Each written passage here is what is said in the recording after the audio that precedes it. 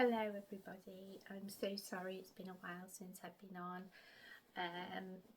I've been wanting to reach out to you, believe me, especially since what happened a couple of weeks ago with those little girls we sadly, tragically lost from our community, the 3 little girls.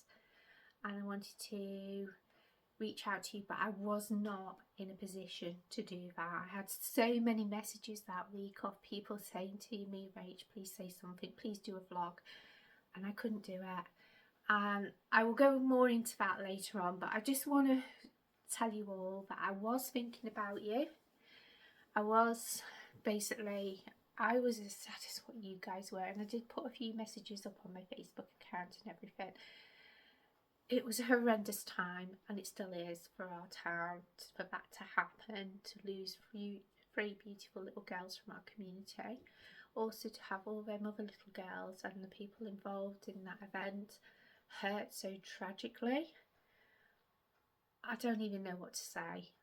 All I can say is please, please, please keep being together as a community, keep showing the love, keep respecting each other, and together, hopefully as a community, we can heal. We'll never get over it, but we will heal as a community, and hopefully we can find peace, inner peace again. I don't know if those families will ever will, but we can try, and we can show our support, because now after the funerals is where they're going to need you most. So please, please, please show your love and support and be patient. Anyway, the reason why I've come on is I've got a little bit of news. I'm not going to go into great detail yet, because I can't really at the moment, but just to give you a little bit of insight on where I've been the last, gosh, is it 7 months since I last did a vlog? I've been off sick from work. As you know, before Christmas, I got COVID again for the 3rd time. And every time I get COVID, it sends me into relapse. Because when I got it 4 years ago, the Delta variant, it'll be 4 years this October. As you know, it made me really, really, really poorly. And it attacked my legs.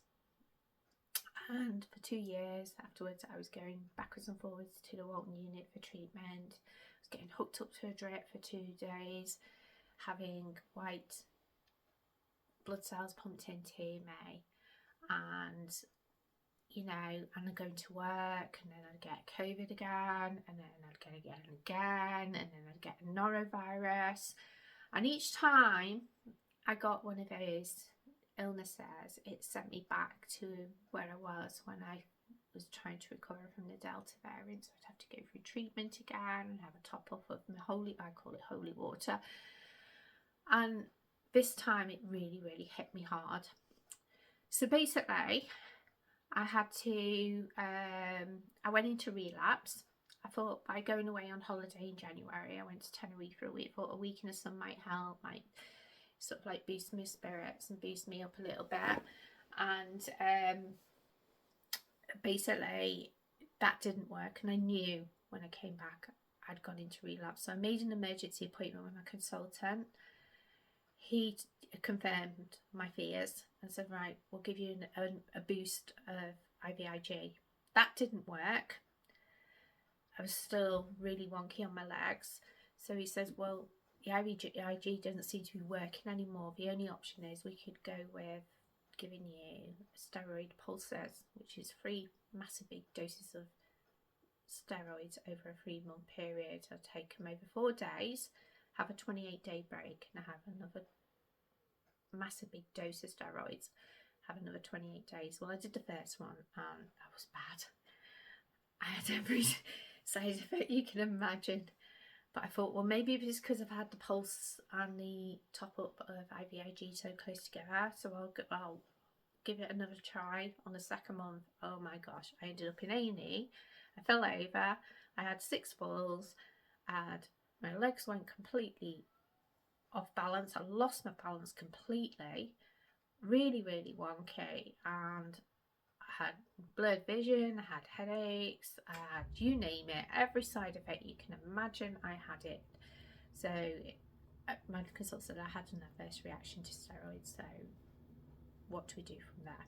So we made the decision to try IVIG, but this time without going into work afterwards, because each time I do it, I normally do it on my days off, and then I go in and then afterwards, after my days off, and I do 4 8-hour shifts, have 1 day off, 4 8-hour shifts, and I wasn't letting my body absorb what was going on. And also I was just going home, going to work, going to bed. That was my life. I had no work-life balance.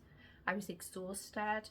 See, when you have this stuff, it does make it's a bit like, I can only envision, I've never had chemo, but talking to people that had chemo, it's very much like that. It's basically makes you feel crap for about 2 days afterwards. You get extreme headaches and everything, but then and you feel sick, you feel tired, and then it kicks in and you feel a lot better in yourself, and you start to go okay. And then towards your next step, next session, 20 days, 1 day later, you feel absolutely crap. So anyway, I went off sick from work.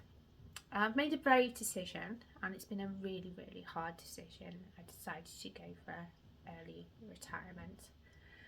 Last week, I sat in front of a board, and it's a very intrusive process to go through, and it was agreed that I could go ahead with my application for early health retirement, and it was accepted.